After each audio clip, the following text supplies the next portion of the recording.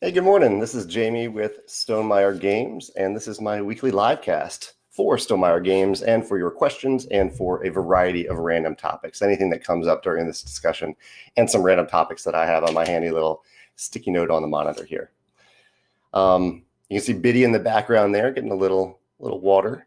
Right now, Walter is sleeping in his chair, my two cats.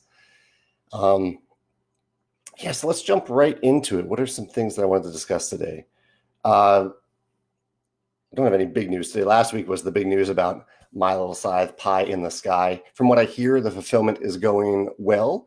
Obviously, our fulfillment centers are hindered by social distancing guidelines right now, but they are working at a steady pace. And I was told yesterday that they are on pace, at least my US fulfillment center is on pace to complete champion orders, by the end of this week. And then they'll move on to non-champion orders right after that at a pace of around 100, 150 a day.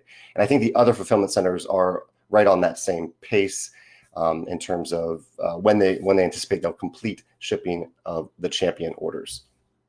So if you're waiting for Pie in the Sky, you should get it pretty soon.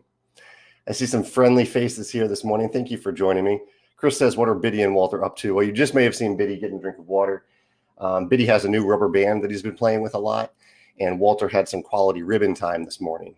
Also, we've been getting outside a lot on our patio. I don't know if you all follow me on Instagram, but I posted a photo of this big bumblebee that seems very territorial, but very friendly towards the cats and Megan and I on the patio.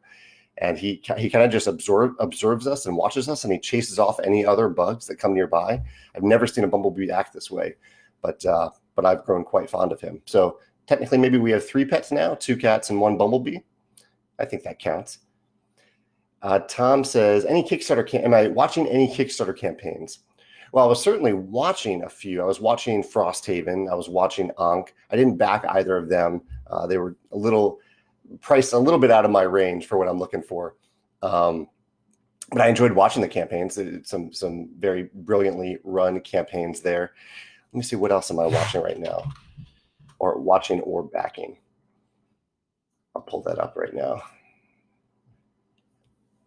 There was a neat puzzle campaign that launched the other day. I'm following Steampunk Rally Fusion by my game design and game publisher friends Gavin Brown. What else? I just backed the Secret Cabal gaming podcast today. I backed Canvas recently. I think that project is still live.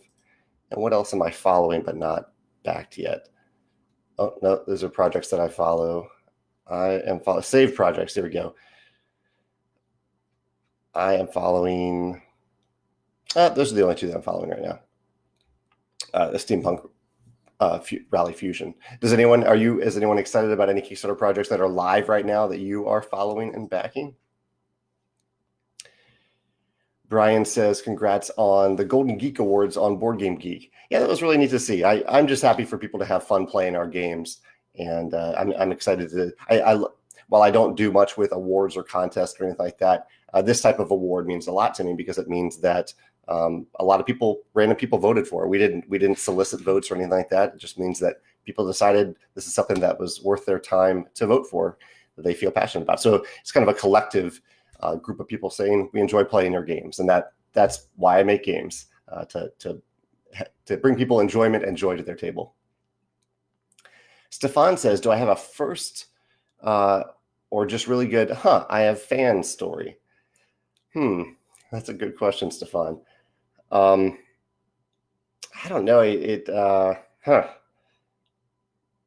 Let's see. Actually, I see Mackenzie in the comments here, so I'll embarrass Mackenzie a little bit. But Mackenzie is a reviewer who she attended Gen Con a few years ago. The last time I attended Gen Con, I think it was last time, and she came to the Stonemeyer Games room where we had a lot of stuff going on for Scythe, dressed as one of the Scythe characters. And I don't know if that's much of a fan of me, but I'm more of a fan of Scythe. But I correlate the two quite closely, and that was really neat to see. It's when someone makes cosplay and spends the time and energy and creativity to make cosplay for a character that you helped invent. That feels really good. That was a neat kind of fan moment there. So Mackenzie, thank you for doing that. I don't know, Mackenzie, if you have a photo of that you want to share it in the comments here, but it was a really quality cosplay. And I've only seen, I think maybe 2 or 3 total cosplays of Scythe. There aren't a ton of them out there, but all the ones that I've seen have been really, really high quality. Brian says Rolling Realms version 10. Yeah, that's one of my topics too, Brian. I wanted to mention that. I kind of snuck that in on the website yesterday. So I updated a few little things in Rolling Realms and posted version 10 on our website yesterday. So if you want to check out the version 10, you're welcome to. I made tweaks to Wingspan, and I made a tweak to Scythe, an untested tweak to Scythe.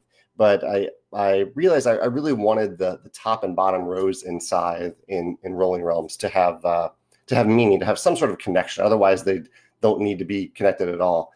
And so I added a little bit of meaning there.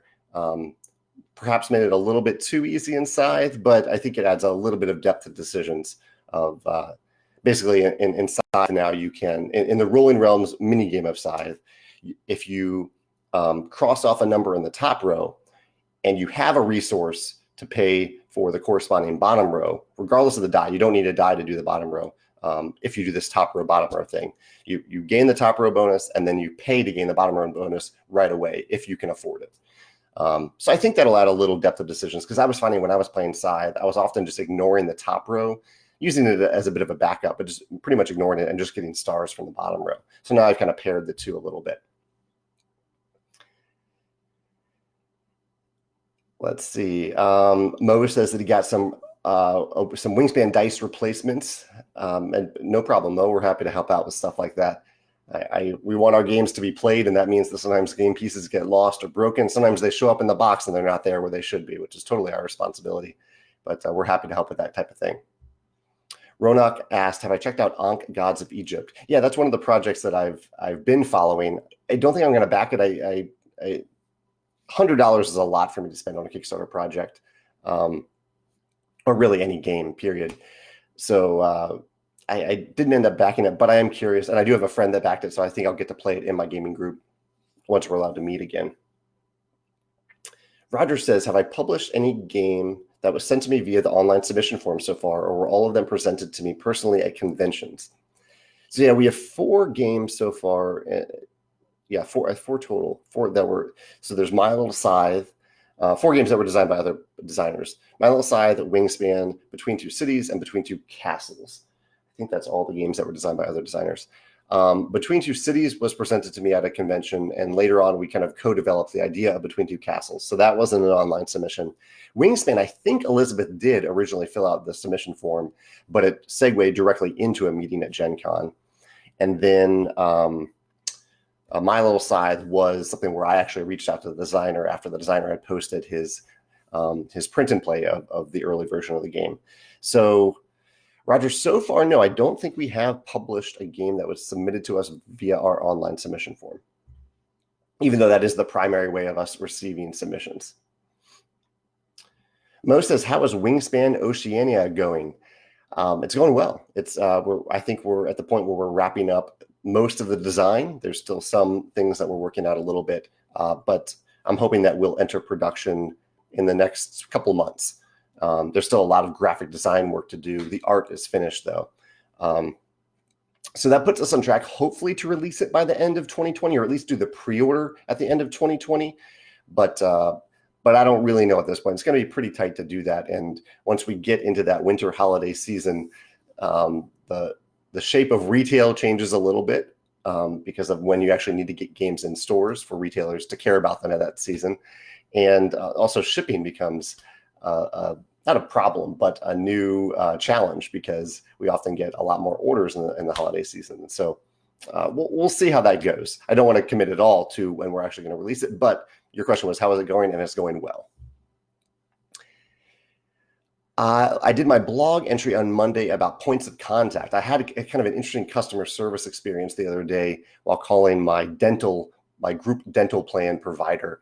And it was one of these experiences that was both positive and negative. Positive in that everyone I spoke to was very helpful, or at least nice and polite and positive. But the downside is I had to go through 8 different points of contact simply to change my mailing address. So I wrote a blog entry about what that made me think about in terms of my business and how it made me try to look at points or areas of my business where I can reduce the number of points of contact that a customer has to go through to get the answer or get a response or get what they need.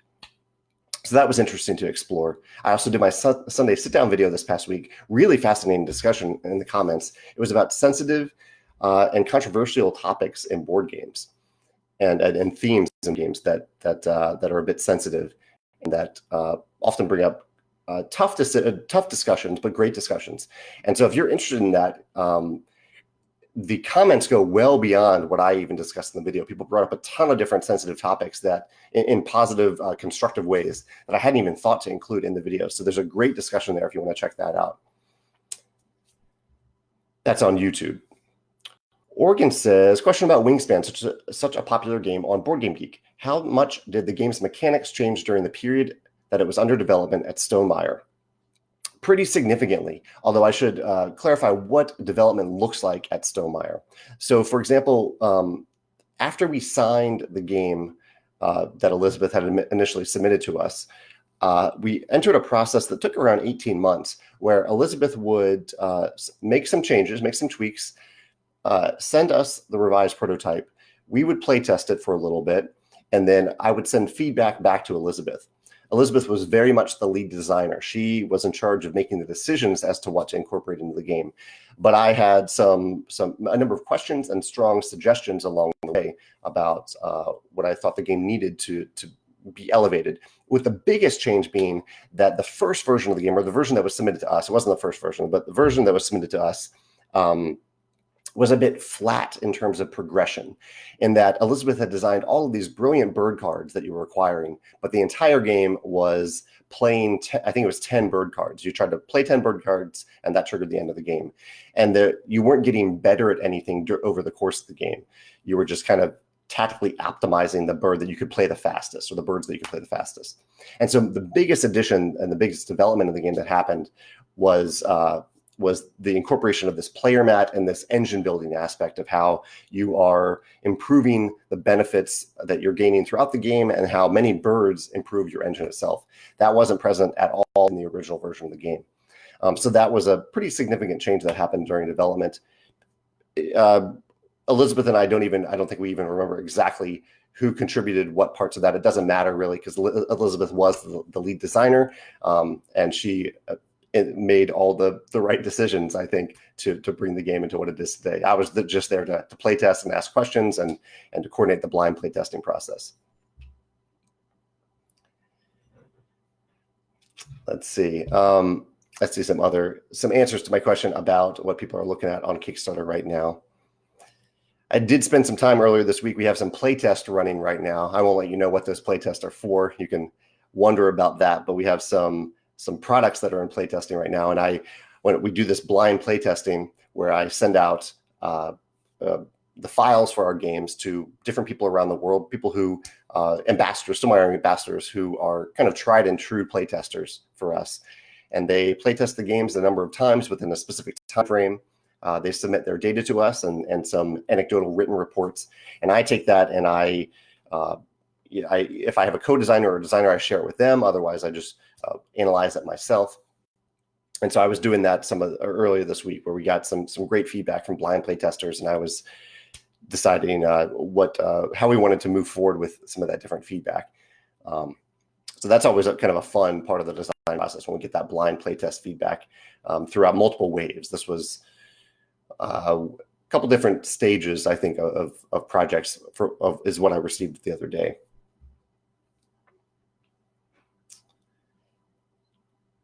Let's see. Marco says, do I have any hints about the expansion of Between Two Cities? I think you meant Between Two Castles, Marco. I did recently slip that in on our e-newsletter that we are working on a Between Two Castles expansion. It's way too early for me to talk about what that is, but I do appreciate your curiosity.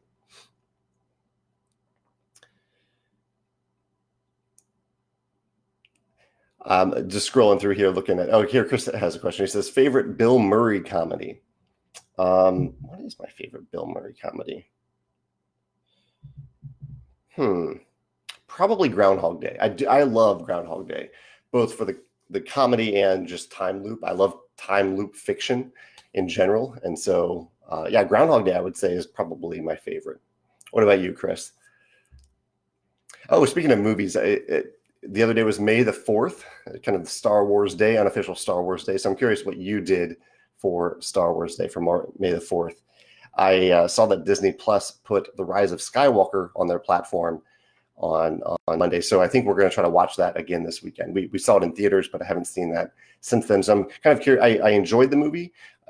I certainly like it. You know, there were very high expectations for it. I think it was solid. I think it was a solid culmination to a 9-movie series, which is pretty incredible. And I look forward to looking back at it and watching it again and see if it holds up, if it's better, if it's worse compared to my in-theater viewing. Did any of you end up watching The Rise of Skywalker on Monday, or do you plan on watching it soon on Disney Plus? Anthony says, how are the initial sales for Pie in the Sky going? They're going well. We haven't quite sold out the initial print run, but we've only, we're less than right now we're a week into the announcement of it. So we've accepted plenty of orders from consumers and retailers and distributors, and it's going well. I'm happy with how it's being received so far, and I'm eager to see how people receive it when they actually get to play it, which will be in the very near future based on how fulfillment is going. Brian says, did I see Foundations of Rome on Kickstarter? I believe I did. I didn't back that, but it looked pretty cool. Reminding me of maybe a little bit of Tapestry in terms of the capital cities in Tapestry. John says, what was the best game that you've received as a present? Ooh, that's a fun question. What was the best game that I've received as a present? Well, that's tough to answer, John, because I remember some of the very early games I received as presents when I was really getting into the hobby gaming community. I remember, I think my brother gave me Dominion for Christmas one year. This was back in 2010, maybe 2011. Oh, Walter needs help. 1 second. And that was, at the time, that was incredible to open up the box of Dominion and see all these cards and see how easy it was to play and get to the table. That was kind of a magical moment in my gaming career, or not career, but gaming experience. Best game that I've received as a present. Let me look at my top 10 real quick to see if like one of my favorite games was gifted to me instead of purchased. It is completely possible. But that was one of my memorable gifts, I think. Okay, my top 10 favorite games right now. Were any of these given to me as a gift? I don't think they were. No, all these are games that I bought or don't own. Yeah, but I'll say Dominion. That was definitely a memorable gift for me to have. Let me give Walter his food real quick because he can't do it himself for some reason. I'm going to make him say hi to the camera real quick. Here's Walter. He's hungry. Say hi, Walter. Nope, he doesn't want to say hi.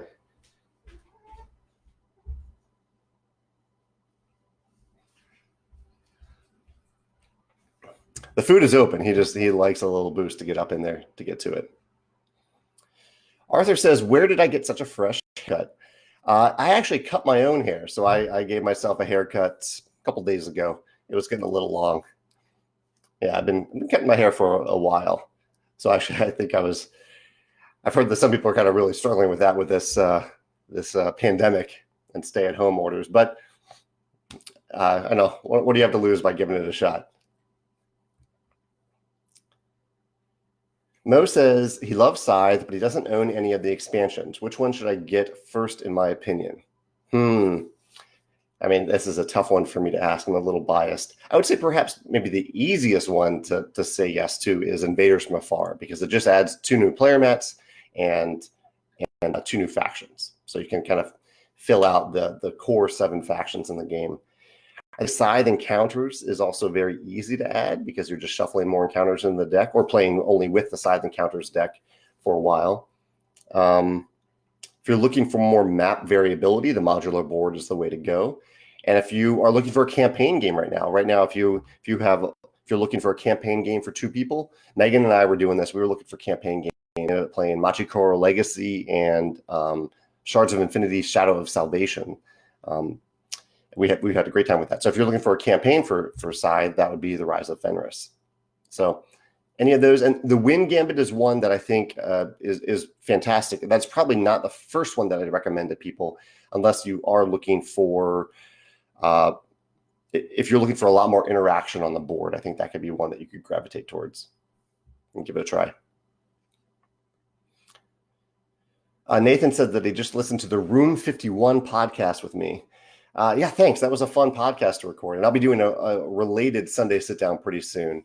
The topic that we explored was games where the themes inform the mechanisms and the mechanisms inform the themes. The two work together very well to help you be able to learn and understand and remember how games work.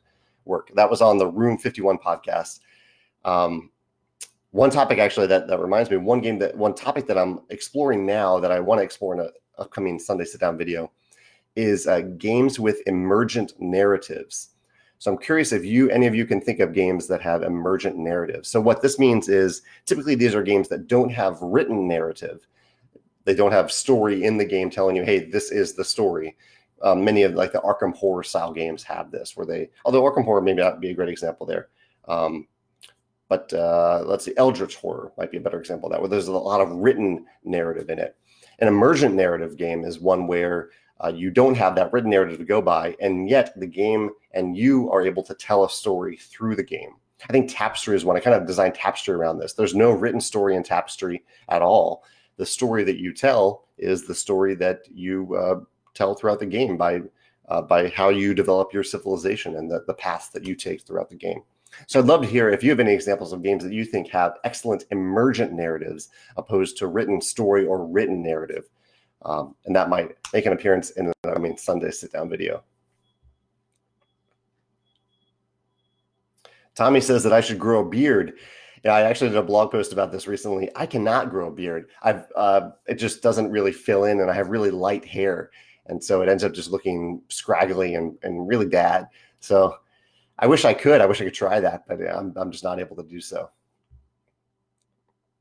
Marcel asked if there's any news that I care to share about the endless sandbox exploration game that I've been working on. And Marcel, I should clarify, you wrote codename Sand right here.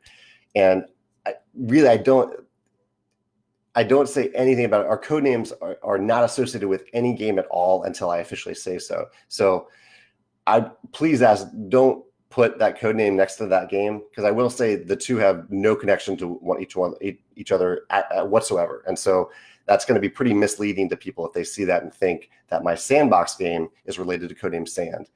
Normally, I wouldn't say this because I don't talk about codenames, but I can say for sure that the two have no relation whatsoever. That is not my sandbox game. And really, sandbox isn't the best term for it. The better term is that I have an open world exploration game that I'm working on, a cooperative exploration game that I've been working on. Brandon says, how much development, if any, do you have in the development of organizers for my games? None whatsoever. The way that I work with third-party accessory companies is that they are welcome to make cool stuff for our games as long as they don't pretend that they are official accessories for our games. And I stay completely out of the process. I don't take any royalties, but I also don't do them any special favors or give them any of my time. They work completely independently, and they get to reap the rewards for doing so. So I don't have any say at all. That the companies like Broken Token just they buy our games and they make cool stuff for them. Kyle says, any suggestions for first-time game developers for organizing development of ideas, mechanisms, player experience goals, and theme? What comes first? How do they interact? Well, first I should clarify, Kyle, in the board game space, you're talking about game designers. The game designer is the person that comes up with the idea, who creates the initial mechanisms, who decides on the theme. Often, sometimes publishers will retheme the game, but it's pretty rare these days. So what you're talking about is game design. A developer is someone who comes in after a game, or who could come in, doesn't always happen, but could come in after a game is like 80% designed, after a game is perfectly fun and functional, and they make it even more fun and even more functional, even more intuitive, even more balanced. That's what a game developer is. A game designer is the one that does the things that you talked about here. And there isn't a hard and fast rule. You asked what comes first, how do they interact? The way that I do it, I brainstorm both at the same time. So I might sit down with a mechanical idea, but right away I start brainstorming themes that fit that idea. And then I think about mechanisms that fit that theme. And then I look back and see, okay, does the theme really work there? Does the mechanisms really work there? So I would recommend not trying one way or the other, rather just sit down with a piece of paper and work on both at the same time. It's okay for you to have an initial idea. You can start there, but I think it helps to begin meshing and blending the two right away. I honestly, I don't know how to design a game if I'm not actively thinking about the theme. And I don't know how to actively design a game if I'm not actively thinking about the mechanisms. It goes both ways. Samson says that he just wanted to be really thankful about all my lessons on my Kickstarter blog. Thank you, Samson. I'm glad that you're benefiting from what I've shared on the blog. And that he read my book. Samson posted a really cute photo on Twitter of his daughter reading, his 2-year-old daughter, who I'm guessing can't quite read yet, but who looks like she's reading my crowdfunding book. That was really, really neat to see. George says, what program or platform am I normally using for card editing when I'm creating board game prototypes? I use InDesign, Adobe InDesign. Let's see. I kind of had a little bit of a frustrating experience today that was tied to some stuff that happened yesterday. I did 2 videos yesterday. I filmed my Sunday sit-down video for this week, and I filmed a video that an old high school classmate of mine asked for me to answer some questions about running a business, about game design for her 6th grade class. And I discovered today that my sound wasn't working for either of them. I have a nice mic, but the mic doesn't always work the way it should. And so I have to re-record these videos yesterday from scratch because my sound didn't work, which sucks. But hopefully I'll do them better this time. Yeah, that I don't know why I noted some of the things that I've been doing recently, but that's one of those things. I hate redundancy. I hate doing the same thing twice. And this is one of those cases where I'm going to have to do the same exact thing twice. Gary says, what's the next Stonemaier game? Is the next Stonemaier game theme a time loop? I've tried to design a time loop game. It might happen someday because I love time travel. I love the theme of time loops, but currently I don't have a time loop game in the works. Melissa says, did I catch the series Tales from the Loop? Actually, I didn't know that it had a time loop theme to it, but that is good to know. I haven't watched it yet, but that's interesting to know. I have really enjoyed the series on Netflix called Dark. I'm eagerly awaiting the 3rd season of that. I think 3rd and final season, because that does have a time loop aspect to it as well. Carlos says he's designing a medical themed game. We were between 2 different themes, classic and fantasy based. What do I think? So by classic, do you mean like realistic versus fantasy based? I usually gravitate towards something speculative, something fictional in games. Even if it's closely tied to reality, that it feels a little bit different. Like Euphoria. Euphoria is fictional, but it's also kind of tied to reality. Many of the things in Euphoria could possibly happen. So Carlos, it's totally up to you in terms of what you do, but I would probably take a slightly speculative look at it rather than going purely realistic. But there are themes where the realism is really awesome and makes the game better. Chris says, have I seen Happy Death Day and Happy Death Day to You? Now, I don't usually watch horror movies, but they do have time loops in them. So maybe I should check them out. I've been curious about them. So I'll put that on my radar because I do love time loops. Why not give it a try? Is it how much, like what proportion of the movie is horror and gore and things like that? Happy Death Day. Oh, and I also need to put Tales from the Loop on my list to watch. Also, I guess quick shout out to a family member. One of my cousins is in a movie that just was released on a couple streaming platforms. I think the Apple TV or iTunes streaming platform and on Amazon Prime. And it's called Robert the Bruce.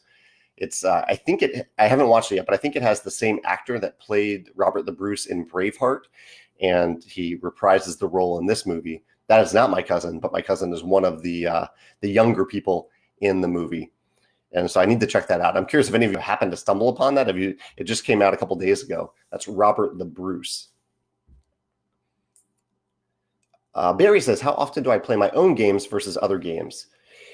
I probably play more, like, how often? I play more games by other designers than games that I publish. So I often play, well, at least before coronavirus, I was able to play test my own games or Stonemaier Games products once a week. And in general, I would play other games from other publishers 3 times a week. So it's probably around a 3-to-1 ratio there. But even then, those are like 3 gaming sessions versus 1 playtest. So probably closer to 5-to-1 games from other publishers, other designers versus my own games. And I'm talking mostly about playtesting. It's pretty rare that the published versions of my games get to the table. We like often when it's new and fresh, we play them a lot, but or when an expansion comes out, we play them a little bit. But yeah, I'm constantly. I mean, I love games in general. It's a huge part of why I'm a part of this industry and this part of this community. But it's also, I just love to learn from other designers, and so I don't want to get too wrapped up in the things that I create when I can be learning from other people as well. Micah says, I know a couple of years ago you talked about making a game inspired by Breath of the Wild. Are you able to talk about that, about how the project has gone since? Yeah, that's one that I'm still working on. That is the open world. The game that I've said is inspired by Breath of the Wild is it's specifically inspired by the open world aspect of it and the exploration, the discovery in it. And that is a game that I'm still actively working on.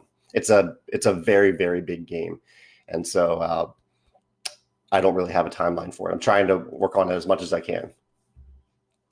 Sean says, what is a reasonable age that a child could play My Little Scythe? His oldest son just turned 5. I don't know. It depends on how what types of games your child can play. I don't think you necessarily need to read to play My Little Scythe. Once you know what the actions mean, you can just play. There is a little bit of text that you need to understand that's added during the game, like the quest cards. But you could read it to your 5-year-old. You could read a quest card. And the overlays, the kind of the upgrades in the game, those would be probably the hardest part that usually you look down and you read them so you can understand them. You might need to explain them multiple times. But I kind of just think it depends on your child's gaming, your comfort with gaming and their experience. I don't have kids, so it's really hard for me to say. I think we put 8+ on the box, though. James says that he picked up Evan Winter's book, The Rage of Dragons, and he's enjoying it. Yeah, that's one of the best fantasy books that I've read in quite a while. The Rage of Dragons by Evan Winter. Let's see. It looks like Jamie is here from the Secret Cabal Gaming podcast. Jamie, congrats on the launch today. I backed your project just a few minutes ago. That's one of the Kickstarter projects I'm backing right now. Oregon says, what are my thoughts? Well, Oregon has a longer comment. I'll get to the question, which is, what are my thoughts about the tension between opportunities for combos and game flow? And he says, okay, he goes back. He says, I've noticed that Stonemaier games often have short turns. There's no opportunity within a turn for a combo. That's an interesting question. I mean, we do focus on short turns, right? Turns where you can keep the flow of the game going, where you're not checking through a ton of phases on your turn or anything like that. Scythe is an example where you can combo. You can have a top and bottom combo on your turn, and within each of those top and bottom actions, you can be doing a couple different things that's satisfying. Wingspan is another example where within a fairly fast turn, you can string together several different cards that combo together. Viticulture is perhaps a counterexample. On Viticulture, you're generally just playing a worker and doing a thing specific to that worker. I think combos don't need to be limited to a single turn, though. I think combos can build. They can have kind of a multiplicative effect in a game where even though you're only doing one thing on your turn, it might trigger a few different things, or that thing might be upgraded based on other decisions that you made throughout the game. I'm trying to think if viticulture would be better if you could combo together several things in the same turn, but I don't think it would. I think it works really well in that you're simply playing a worker, and then there are all these other things that you're considering, all these other things that you're planning towards and working towards. The combos kind of happen over the course of the year in viticulture instead of over the course of a single turn. Mary says, what were Tapestry and Wingspan's code names? Now, this I can talk about, Mary. This is a great question. I can talk about code names in hindsight. I will not talk about code names in the future. But Tapestry's code name was, oh, now I have to remember, it was Clay. It was Clay because the buildings in Tapestry were originally sculpted out of clay. They weren't 3D models. The sculptor actually used clay to sculpt the landmarks. And a Wingspan's code name was, what was it? I think it was Peregrine. It was a longer code name. I think that's right, because Peregrine Falcon is my favorite bird. And so I think I used that as the code name for Wingspan. We actually archive all of our e-newsletters. So if you want to go back and look, you can look on the news section of our website, or newsletter, I think, and see, let's see, yeah, look under news and then newsletter, and you can scroll down and see archived versions of all e-newsletters from the past.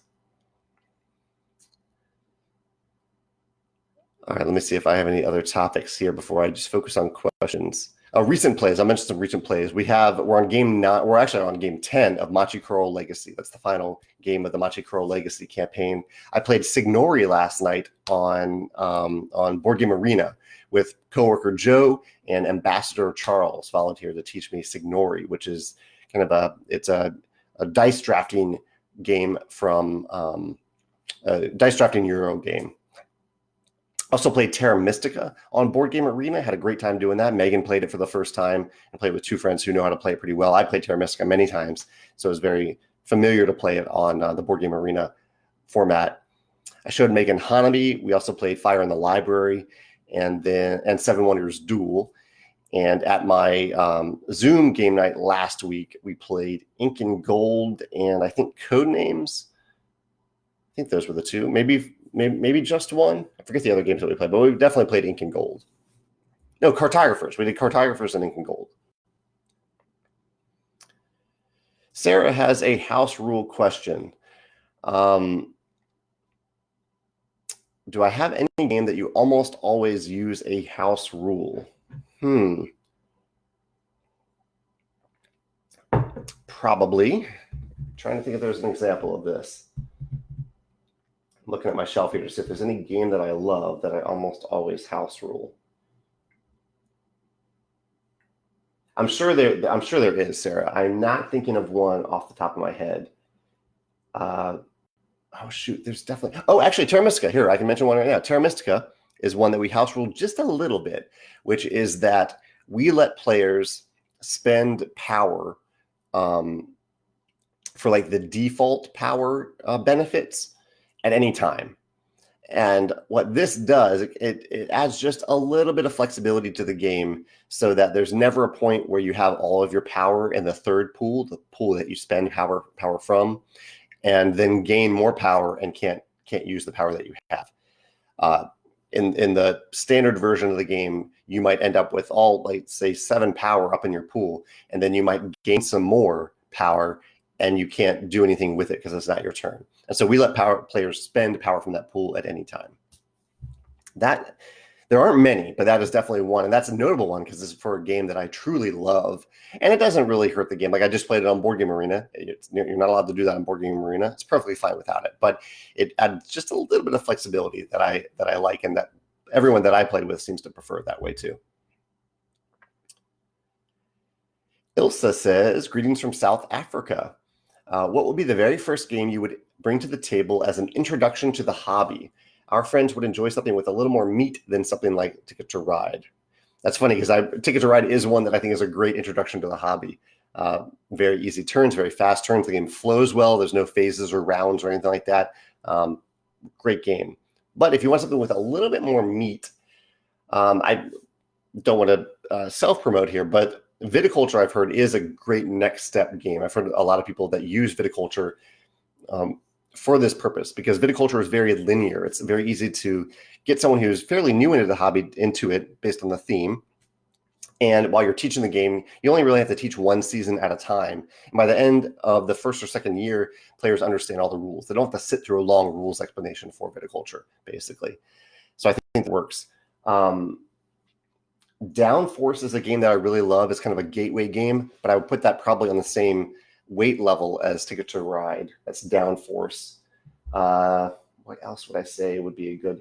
You could pick a cooperative game. Cooperative game could be a great way to get people into the hobby because you're learning it together, you're experiencing it together instead of competing.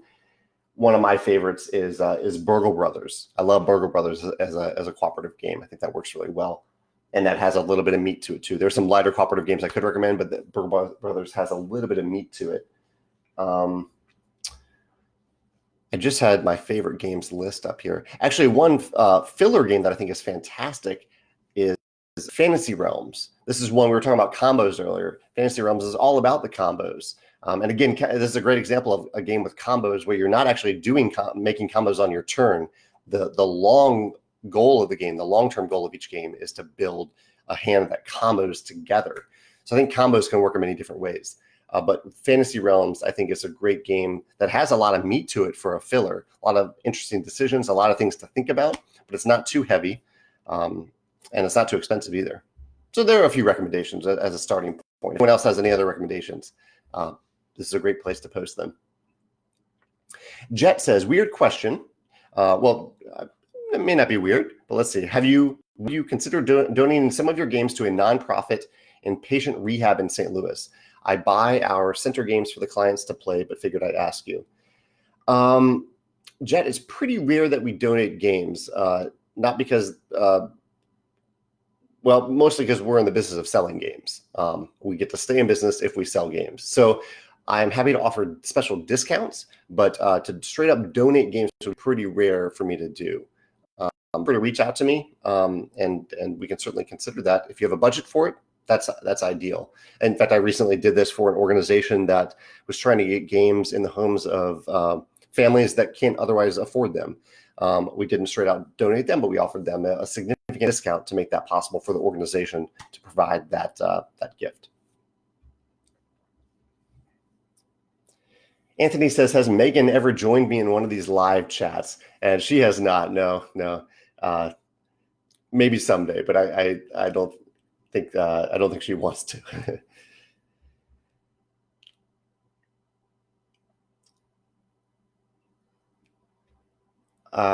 Okay. Jamie says that Carson City. I'm looking for examples of games with emergent narratives, and Jamie mentioned Carson City. I can totally see that. Sarah mentioned Colt Express.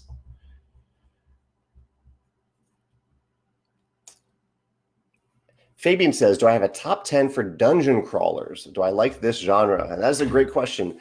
I don't typically gravitate towards the dungeon crawler genre, mostly because the vast majority of dungeon crawlers I've seen are about killing monsters and killing things repeatedly, ongoing until you get out of the dungeon. And that is a theme that I just don't enjoy. It's not even the theme, it's the mechanisms and the theme. I want more choices than that. I want a dungeon crawler where I can decide not to fight the monsters, where I can sneak around them, where I can make friends with them, where I can find a hidden door. That's the type of dungeon crawler that I enjoy. And so for that reason, like Time Stories is a game that I would consider very close to a dungeon crawler, even though it does not look like a traditional dungeon crawler. Time Stories is what I want out of a dungeon crawler. But I don't currently have a top 10 for it, but maybe I'll look at it. I don't even know if I've played 10 total dungeon crawlers. It's because I've dabbled in it a little bit. I'd love to hear your recommendations, Fabian. If you have some favorites, if anyone else watching this has favorite dungeon crawlers that are more than just fighting bad guys over and over and over again, I would love to hear some examples of that in the comments.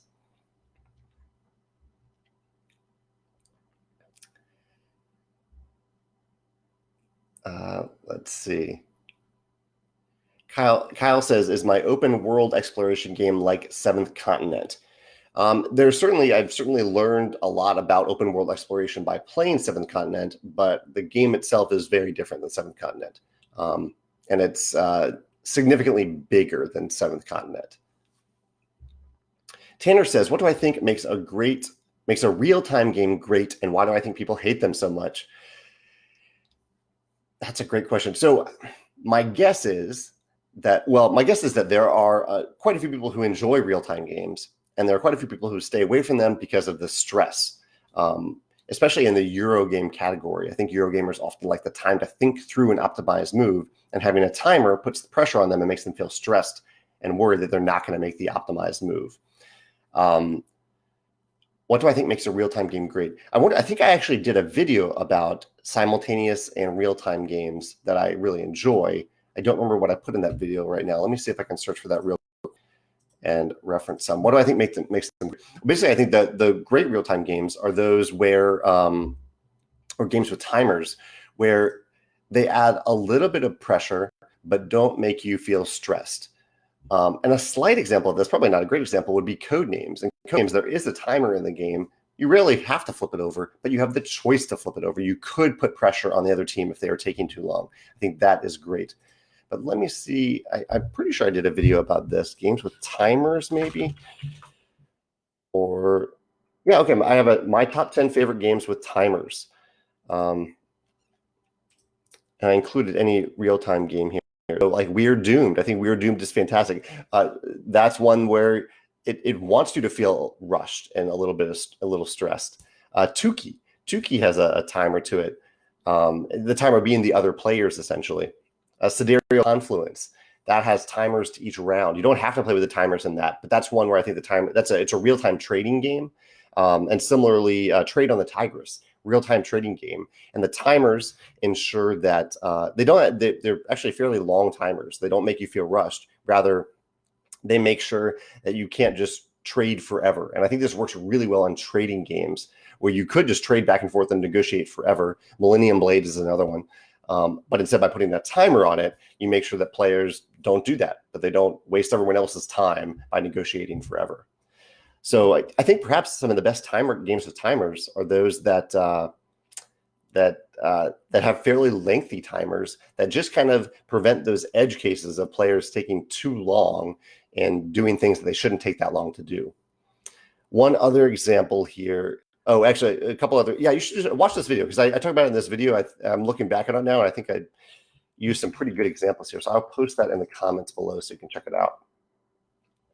I think I'm going to miss some comments if I do this, but here we go. I'll post the link to the video with the timer, and then I'll try to scroll back up and find the next comments. Let's see. Sean says, have I read March Upcountry by David Weber and John Ringo? It's the first book in the Empire of Man series. I have not actually heard of that. Let me jot that down. March Upcountry. Yeah, thanks for the recommendation.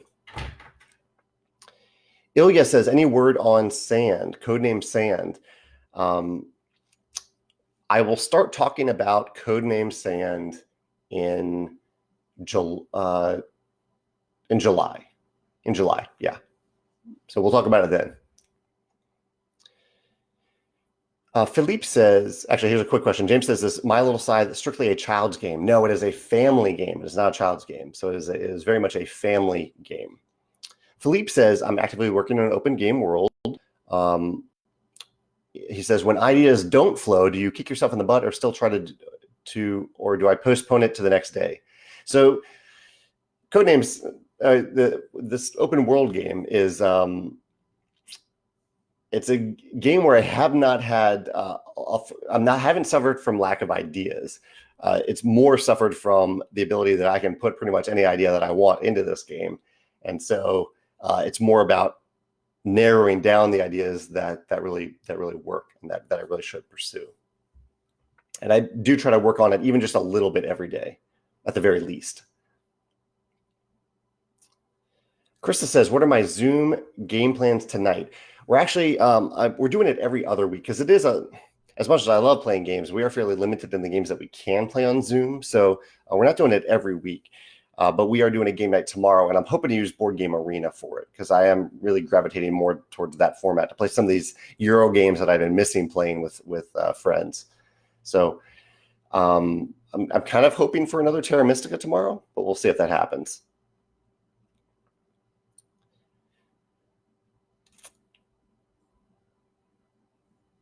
Let's see. Sebastian mentioned Seven Wonders as being good for introduction, and yeah, I think that's Seven Wonders is a great game to introduce gamers to if they want to go in at like a little higher level than Ticket to Ride, but still want very easy to learn experience. Well, not very easy. Seven Wonders is a little tricky. It's one of those games you kind of need to play twice in a row with new gamers because it's difficult it's easy to explain the core concepts, but you can't really tell players, hey, you need to be planning for this in age 3 in their first play. It's a little hard to understand that, and because it's a closed hand drafting game with closed information, it's actually makes the game a little harder to teach. But I do agree that in terms of the weight, it's just above Ticket to Ride. Nick says, in Scythe, I've always thought of power as arms and other physical resources and combat cards as intelligence and strategy. Is that how you meant it to be? If so, I wondered why in the negotiation rules, combat cards aren't tradable. Yeah, combat cards I would say are more terms. Yeah, intelligence strategy. I think you've defined it well here.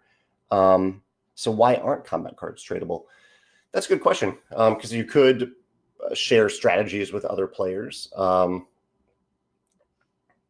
don't know why. I think I don't know how often trading is actually used inside. I kind of just wanted to define it very clearly so that the types of players that do want to trade could do so. But I think probably the reason I didn't do that was to avoid kingmaker situations. That's probably why, where maybe players pick on a certain player due to the combat cards that they have.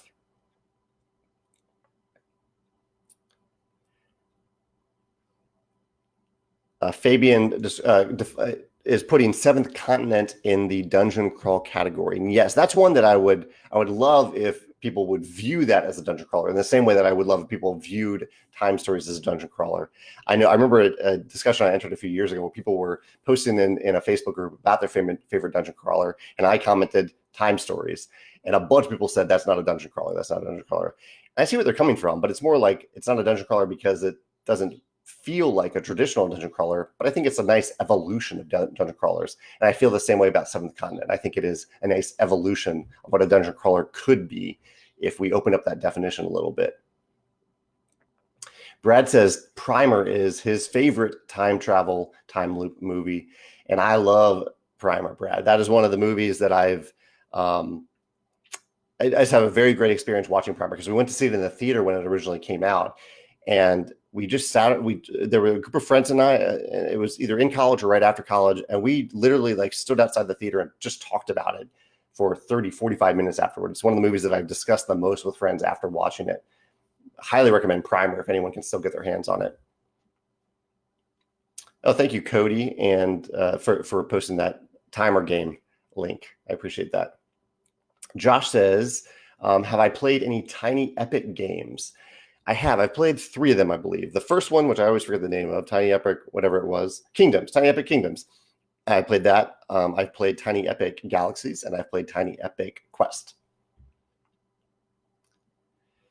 Jake says, do I have any thoughts on Dinosaur Island? I do. Yeah, I have a video about Dinosaur Island. Let's see if I can link to it real quick here.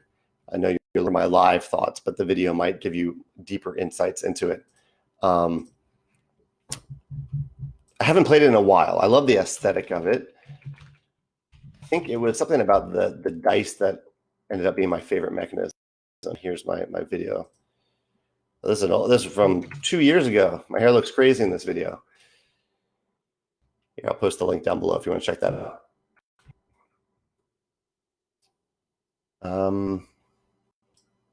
Sarah says she considers Legends of Andor to be a different type of dungeon crawler. Yeah, I could totally see that. I haven't played it, but from what I know about it, I agree. She says, even though the board isn't revealed as you go, the items in the world are, and the monsters come out as you play. She says, even though there is a battle or there's combat, it's a puzzle-style combat trying to figure out how to work together to get through the level.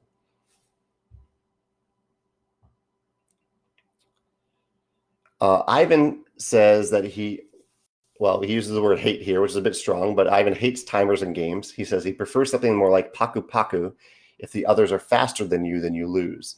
And I've also seen the reverse of this, where if you are the first player to complete something in the game, then you get a special bonus for completing it first. Sean says that Clank is a dungeon crawl that does a really good job of not being only about getting kills. And that I agree, Sean. I totally agree. Clank is one of my favorite games. That's another one that I have a feeling that hardcore dungeon crawl enthusiasts would not call a dungeon crawl, even though you are literally crawling through a dungeon in it. But yeah, I think that is a great example of really, that's the type of dungeon crawl game that I really, really love. I love Clank. Ivan says, what's the deal with the new Terra Mystica? I don't know what you're talking about, Ivan. James says, who are the top 5 artists from the 200 that I would love to work with? He says, Killian Eng is such a wonderful name to see on that list. The top 5 that I would love to work with. I don't know. For different projects, there are quite a few that I'd like to work with. One famous one that I'd like to work with. Who's the person that does who did like Treasure Island, and he's done a few time stories. I think he's French, but I love his artwork. Let me see if I can find it here. Treasure Island, I think it's the name of the game. Yeah. Vincent Dutrait. I love Vincent Dutrait's art. I would love to work with him. I've heard he's actually great to work with. So yeah, he's on the list for sure. Hard to come up with 5 on the top of my head. Micah says, have I read Brandon Sanderson's fantasy novels like Mistborn or Way of Kings? Yes, yeah, I have. In fact, I have a top 10 list of my favorite Brandon Sanderson games. Let's see, books. Let me see if I can find that real quick. He's one of my favorite authors. One of the few authors that I've read enough of their works that I actually could write a top 10 about. But I'll post that below so you can see my ranking of Brandon Sanderson's books. Sarah says, have I played any of the Chip Theory games? She says she's back in the Cloudspire reprint and she's considering Too Many Bones. Any thoughts on those? I really need to play them. I have a friend that has Too Many Bones, but I haven't played it yet. But no, I have not played any Chip Theory games that I'm aware of yet. Definitely not their modern games I haven't played. George says, am I still playing Magic?